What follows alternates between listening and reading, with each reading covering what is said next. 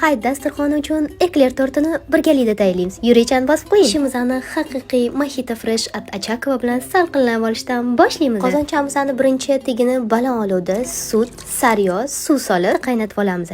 Keyin pasaytirib 125 gram un solamiz. Unimiz shu holatga kelgandan keyin 10 minut sovishini kutib, bitta-bittadan tuxum chaqib, mikseringizni eng katta skorsitida mikser qilib olasiz. Qizlarjonlar, ahamiyat beringlar, massamizni o'ti suyuq emas, o'ti quyuq emas bo'lishi kerak. Menga shunaqa dumaloq qolib kerak bo'ladi.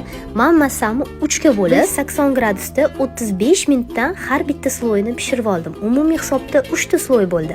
Kremi uchun qaymoq, tvorog, saxarni pudra quyilguncha mikser qilamiz. Video tagida to'liq proporsiyani yozib qo'yaman, bittada o'xshab chiqadi. Xuddi videoda ko'rsatilgandek terishni boshlaymiz. Tortim yana ham mazaliroq bo'lish uchun klubnika, banan, malina bilan to'ldirdim. Eslatib o'taman. To'liq yozma retseptini video tagida opisaniyada yozib qo'yganman. Bittada o'xshab chiqadi. Pishirganingizda shunaqa ham oson tort bo'ladimi deb orasizlar. Yurechan bosib yaqinlaringizga videoni jo'natib qo'ying. Bilasizku, ko'nglim ko'tariladi. Bu men uchun o'zgacha motivatsiya. Haqiqiy Mojito Fresh at Achakova bilan bo'lsa, yana ham mazaliroq. Kommentariyada eng yaxshi ko'rgan tamizni yozib qoldiring. Hammalarga tavsiya qilib qolaman.